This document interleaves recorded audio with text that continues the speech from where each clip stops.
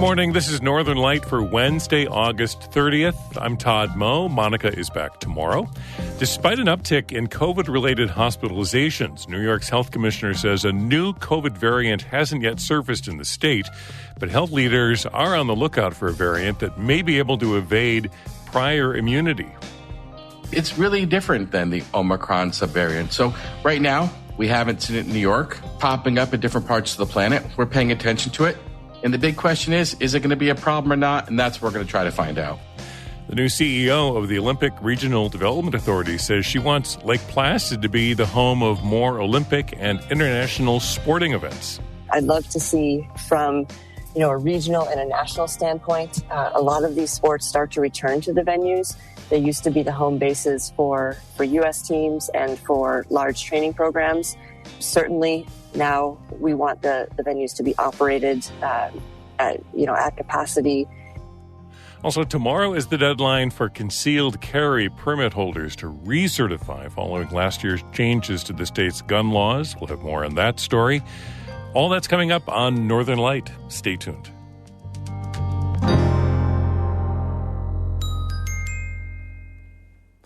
Broadcast of Northern Light here on North Country Public Radio is supported by Mountain Orthotic and Prosthetic Services, a full-service practice committed to providing care for patients of all ages with offices in Lake Placid, Plattsburgh, and Malone. Details and referrals at mountainOandP.com. And by Blue Seed Studios, Saranac Lake, promoting community involvement in the arts on the web at bluseedstudios.org.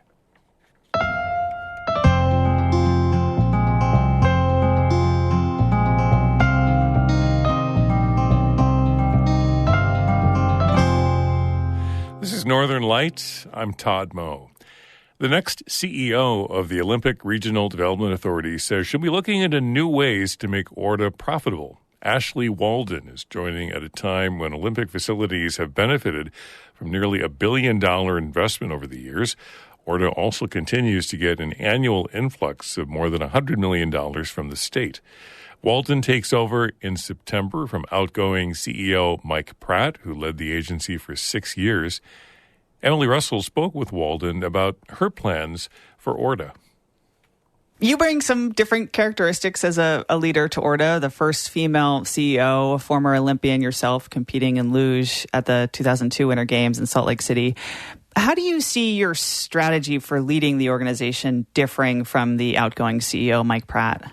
Obviously, Mike and I each bring to the table a different set of skill sets. Mike has done a phenomenal job to complete all the renovations for the venues and really pave the way for the next chapter of ORDA's history. I come from a sport background, so I have a lot of deep connections in, regional, national, and international sport, which I think really is a nice transition for the organization as they're in the space where they're now up to international standards and looking to bring back some of the prestigious events that have previously been here. So I think that obviously sets me up well to help navigate that landscape. And then obviously just with the work that I did in the FISU games, I had a great opportunity to build a team and, experience the leadership of overseeing a large group and a large staff. Yeah, I want to talk about those FISU World University Games that were in Lake Placid this past winter. There was a lot of local response to it that was a bit underwhelming. Lake Placid's Main Street, pretty empty. It didn't really generate much revenue for ORDA. Considering that record, I wonder what makes you the person to lead the Olympic Regional Development Authority. Yeah, well, I think they're it's two very separate questions, if you want to address them separately.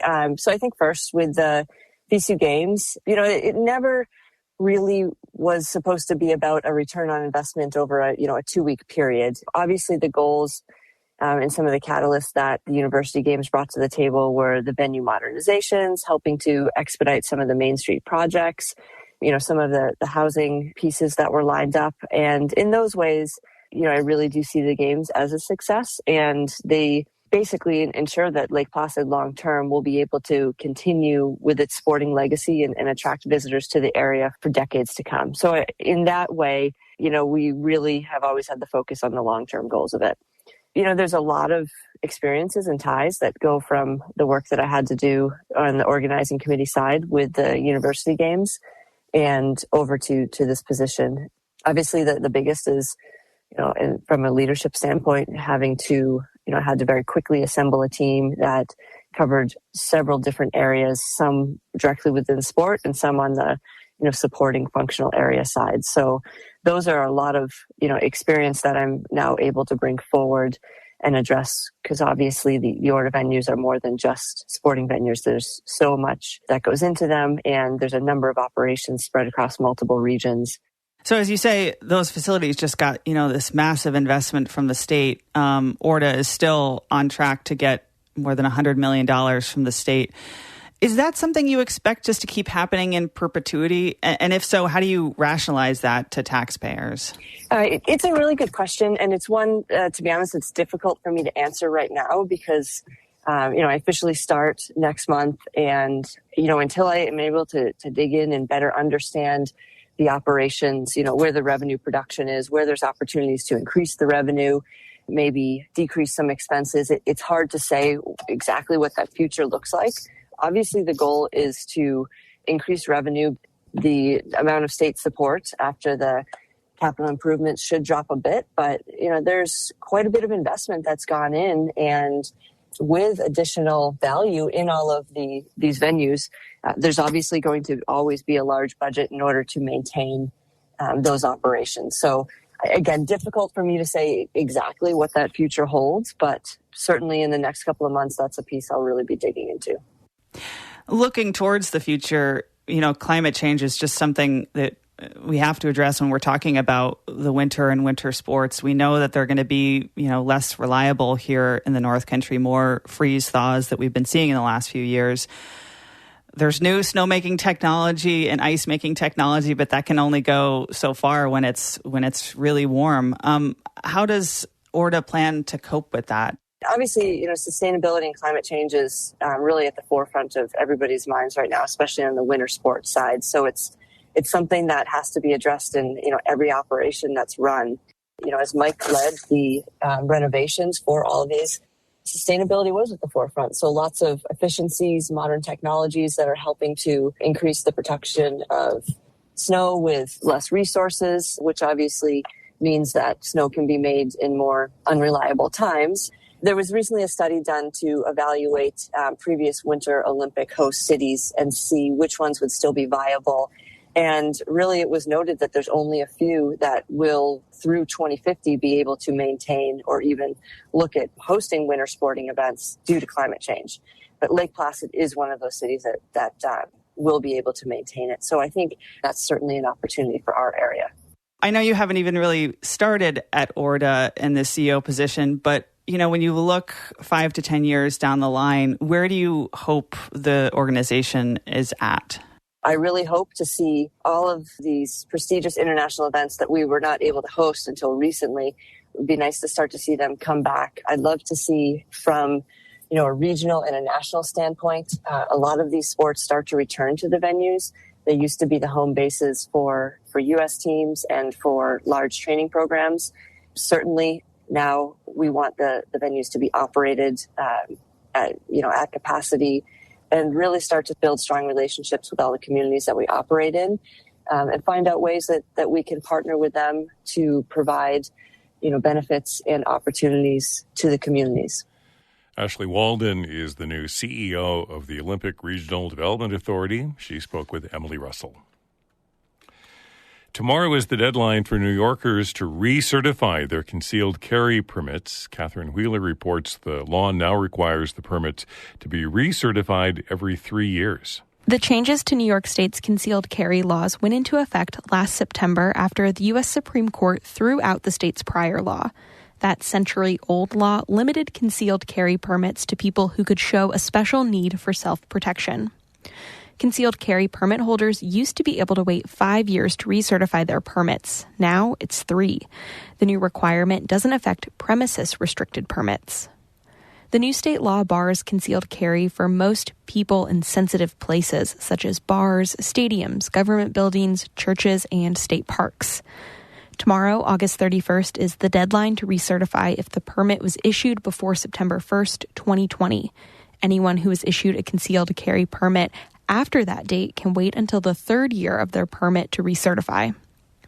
State police say applications must be filled out online. You'll need a New York State ID and an inventory of your licensed pistols and revolvers to complete the recertification.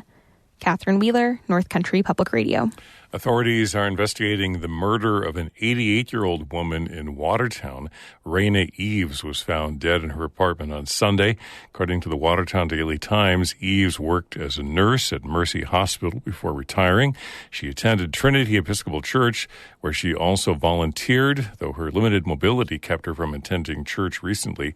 The church's rector, Reverend Molly Payne Harden, told the Times Eves greeted churchgoers and wrote cards for members going through big life events. She said Eves was a loving and thoughtful person.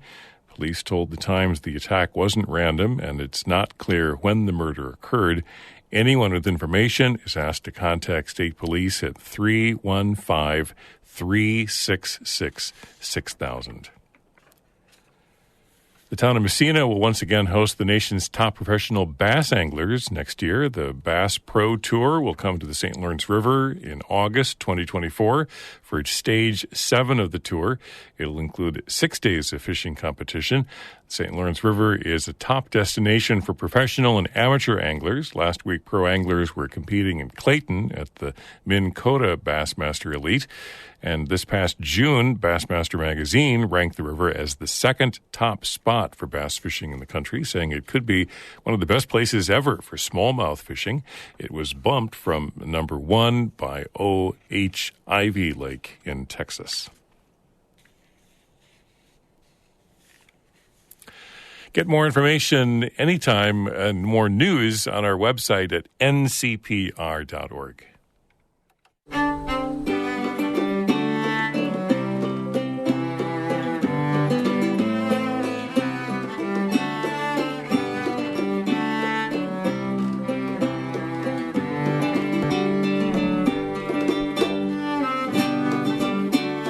You're listening to Northern Light here on North Country Public Radio. I'm Todd Moe. Monica Sandreski has the day off. Coming up in just a moment, a new COVID variant has been found in Michigan and Virginia. State Health Commissioner Dr. James McDonald says the mutations are significant. Could mean that the new version of the virus might be more severe than previous recent strains. It hasn't been detected in New York yet.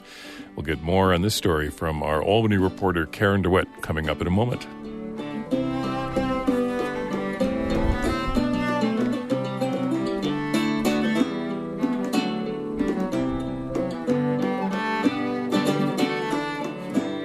This is music by Caramelo Trio out of Potsdam, and they're going to be one of more than a dozen musicians and ensembles performing the Porch Fest event in Potsdam coming up on Saturday, September 2nd. It's presented by the St. Lawrence County Arts and is part of the third annual North Country Arts Festival, a community-based music and arts event where local musicians and performers volunteer to showcase their talents on front porches and lawns and outdoor spaces. So this year's Porch Fest in Potsdam will be this Saturday, starting at noon at front porches around downtown Potsdam. Northern Light is supported by Mountain Orthotic and Prosthetic Services, a full-service practice committed to providing care for patients of all ages with offices in Lake Placid, Plattsburgh, and Malone. Details and referrals at mountainonp.com. And by Blue Seed Studios, Saranac Lake, promoting community involvement in the arts. On the web at bluseedstudios.org. New York State has seen an uptick in COVID-related hospitalizations this summer. Governor Kathy Hochul says state health officials are on the lookout for a new COVID-19 variant circulating in some parts of the country that may be able to evade immunity. Karen DeWitt spoke with the state's health commissioner, who says it hasn't surfaced here yet. For the past couple of years, the dominant strain of the COVID-19 virus has been Omicron, with numerous subvariants. But the new variant, known as BA.2.86, is genetically different than Omicron. It's been found in Israel, Denmark, and South Africa, as well as in the states of Michigan and Virginia. The World Health Organization has classified it as a variant under monitoring, but it has not yet upgraded the status to a variant of concern.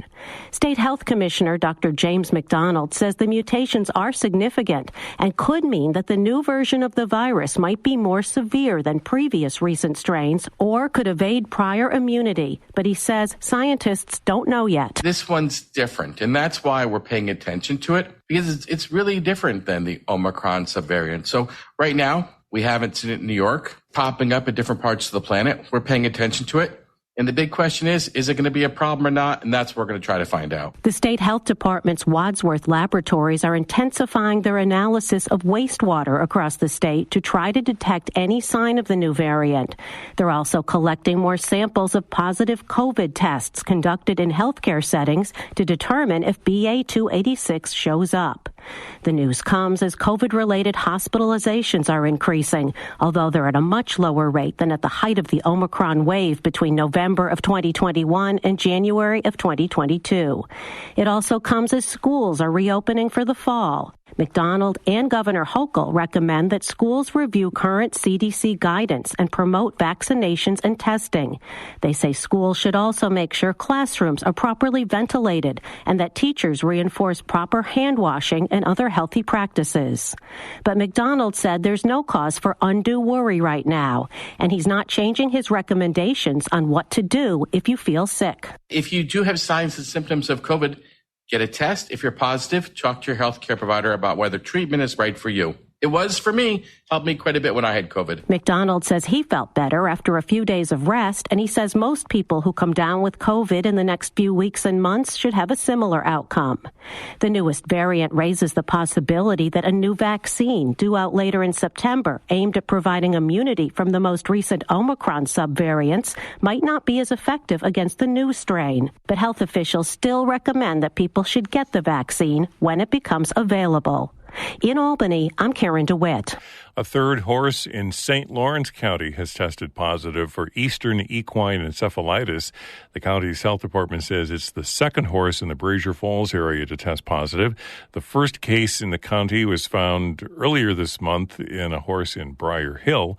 Another case in Franklin County was confirmed last week. The virus is known as Triple E and is spread by infected mosquitoes. Health officials say the disease is rare but serious and often fatal. It can cause serious brain inflammation. There's an annual vaccination to help prevent the disease in horses. The virus can infect other mammals and animals, including humans. Health officials say only about 5 to 10 human cases are reported in the U.S. each year. In New York State, there have been 8 reported Triple E cases in humans since 2003. A Quebec artist has lost his appeal to remove fabric panels covering his murals at a Vermont law school that were intended to honor African Americans and abolitionists involved in the Underground Railroad. Artist Sam Kersen created the murals entitled Vermont, the Underground Railroad, and Vermont and the Fugitive Slave in 1993 on walls inside a Vermont Law and Graduate School building in Royalton, Vermont. In 2020, school officials said they were racially insensitive and planned to paint over them. But when Kirsten objected, it said it would cover them with acoustic tiles. The Second U.S. Circuit Court of Appeals this month affirmed a lower court ruling that denied Kirsten's appeal.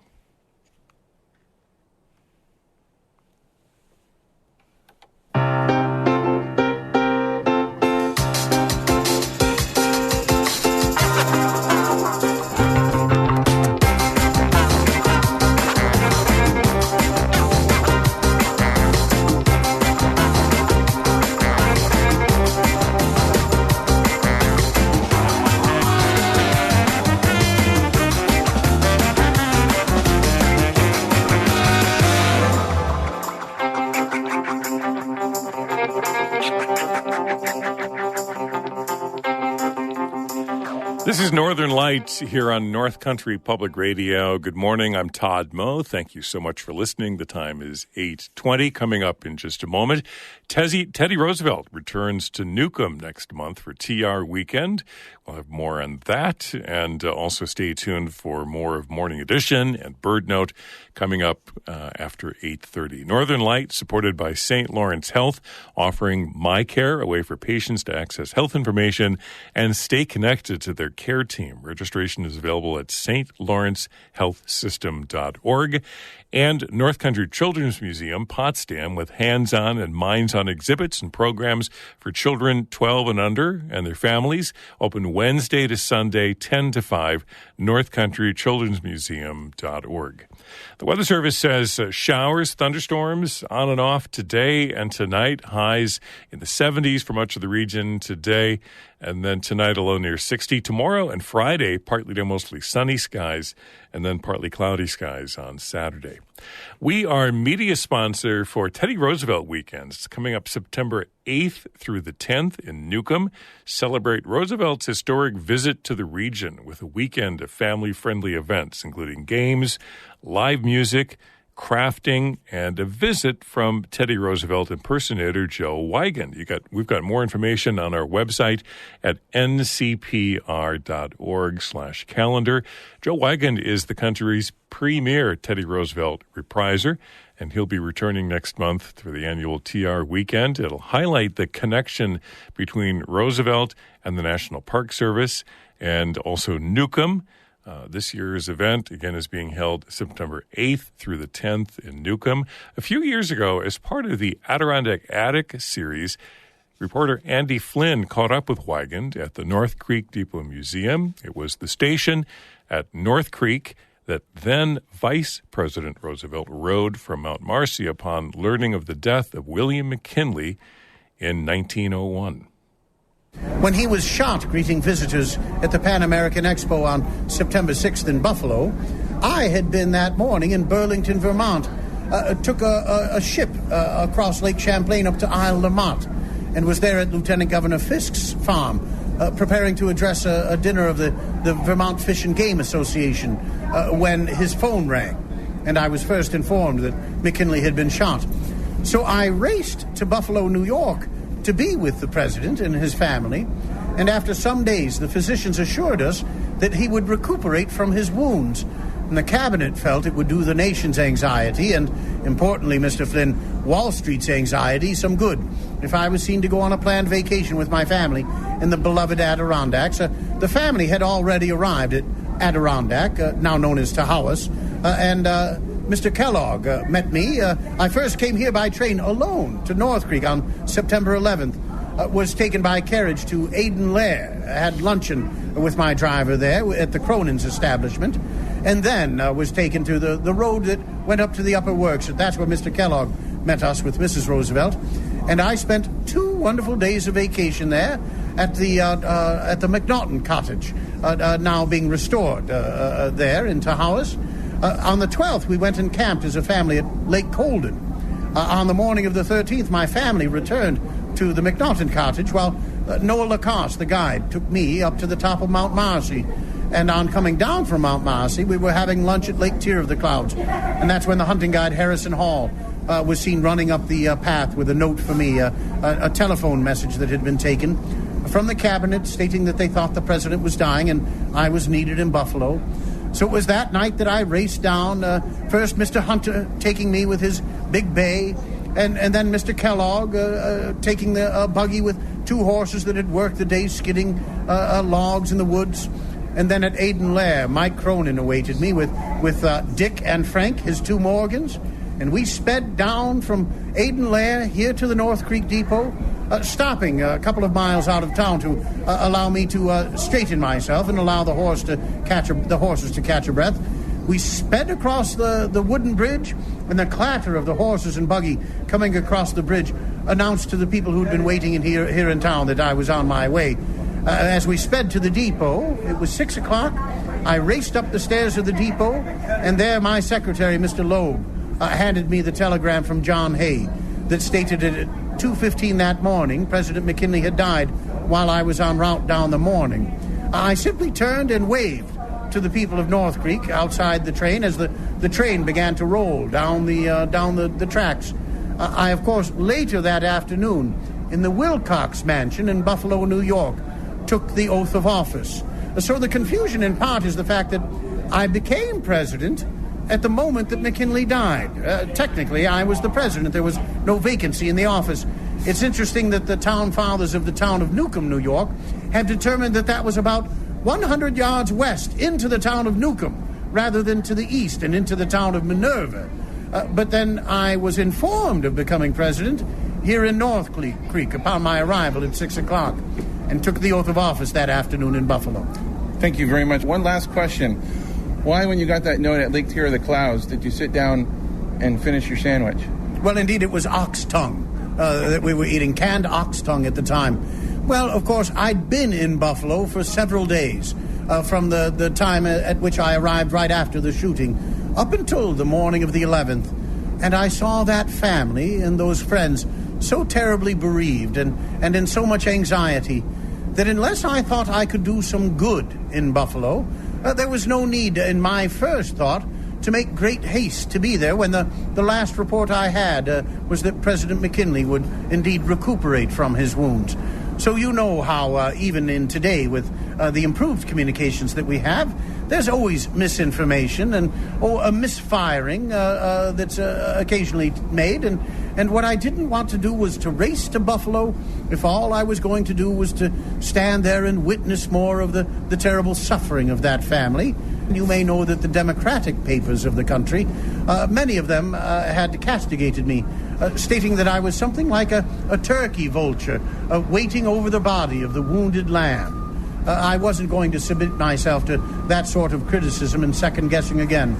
But, of course, later that night at the McNaughton cottage, when another telegram came stating that, indeed, it was serious, that the president was indeed thought to be dying, that's when I said that it was serious business and that I must make haste. Joe Wiegand is the country's premier Teddy Roosevelt repriser, and he returns to Newcomb next month for the annual TR weekend on September 8th through the 10th in Newcomb. A few years ago, he spoke with reporter Andy Flynn as part of the Adirondack Addict series. Again, we are media sponsor for Teddy Roosevelt weekend, September 8th through the 10th in Newcomb. And you can celebrate Roosevelt's historic visit to the Adirondacks with this family-friendly event, games, live music, and, of course, Joe Wiegand as Teddy Roosevelt. For more information, check our website, ncpr.org/calendar.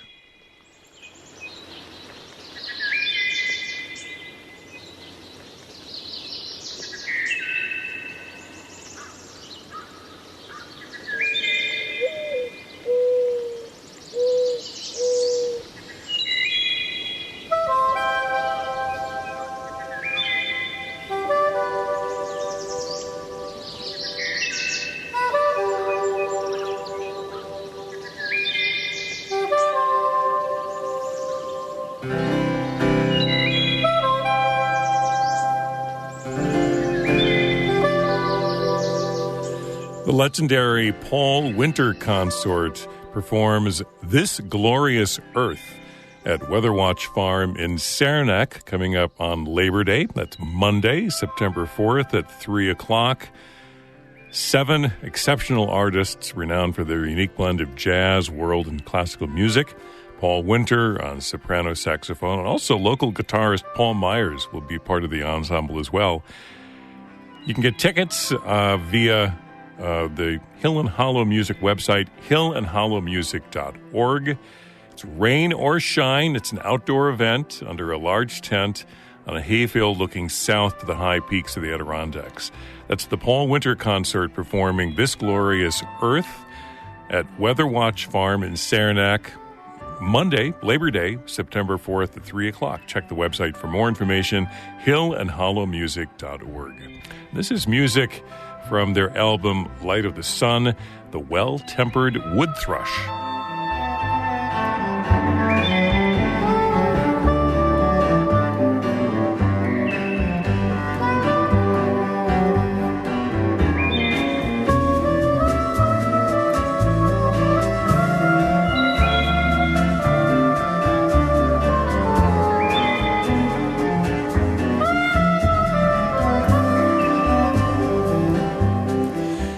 That's Northern Lights for this Wednesday, August 30th. Stick around for more news on Morning Edition. Monica is back tomorrow morning. Thanks for listening. Be well.